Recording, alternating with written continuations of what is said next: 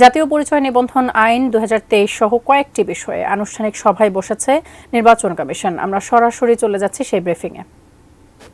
যে এই form fill up করতে গিয়ে সাধারণ নাগরিকরা ভোগান্তির শিকার হচ্ছেন, দীর্ঘসূত্রিতার মুখোমুখি পড়ছেন।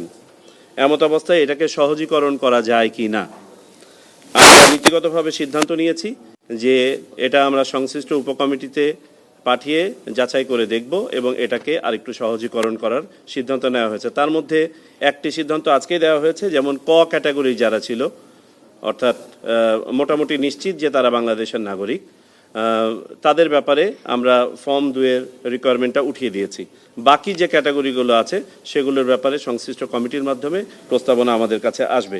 আপনারা জানেন এই 56টি উপজেলা মূলত আমাদের দক্ষিণ পূর্ব দিকের অবস্থিত উপজেলাগুলো, যেখানে রোহিঙ্গা এবং বিদেশি নাগরিকদের ভোটার তালিকায় প্রতারণামূলকভাবে ঢুকে যাওয়ার প্রবণতা ঠেকাতে এই ব্যবস্থা করা হয়েছে এবং এটা চলমান থাকবে। তৃতীয় বিষয় যেটা আমাদের আলোচনা হয়েছে, নির্বাচন কমিশন সচিবালয়ের জনবল কাঠামো এবং সরঞ্জামাদি হালনাগাদের বিষয়ে আলোচনা। এটি সংশ্লিষ্ট অফিসকে কম্প্রিহেন্সিভ প্রস্তাব তৈরি করতে বলা হয়েছে, যেটা আমরা প্রেরণ করব। বিবিধ দুটো বিষয় আমরা আলোচনা করেছি, রাদা 3টা বিষয় আলোচনা করেছি। ব্রেকফাস্ট, টিফিন কিংবা স্ন্যাক টাইমে মজাদার আয়োজন মানে অল টাইম ব্রেড। ইভিএম যে প্রকল্পটা ছিল সেই প্রকল্প গত জুন মাসে শেষ হয়ে গেলেও এখনো পর্যন্ত পুরোপুরিভাবে ইভিএম টেক ওভার করা হয় নাই ইলেকশন কমিশন কর্তৃক। প্রশিক্ষণ অংশটুকু বাকি ছিল, সেই প্রশিক্ষণ এই সপ্তাহে শেষ হয়েছে।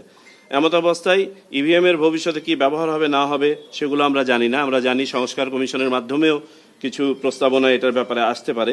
সেটা যাই আসুক না কেন, বর্তমান যে মেশিনগুলো আছে সেগুলোর রক্ষণাবেক্ষণ এবং দায় দায়িত্ব, এটার অপারেশন বুঝে নেওয়ার ব্যাপারে একটা সিদ্ধান্ত হয়েছে যে আমরা জরুরি ভিত্তিতে এটার দায় দায়িত্ব বুঝে নিব, রক্ষণাবেক্ষণ করব, তারপরে ভবিষ্যতে ইভিএম সংক্রান্ত যে সিদ্ধান্ত হবে সেই অনুযায়ী এটা ব্যবহৃত হবে বা হবে না।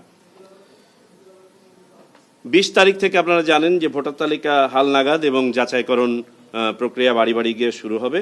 আমরা সিদ্ধান্ত নিয়েছি আনুষ্ঠানিকভাবে ওই দিন আমরা এই কার্যক্রম উদ্বোধন করব।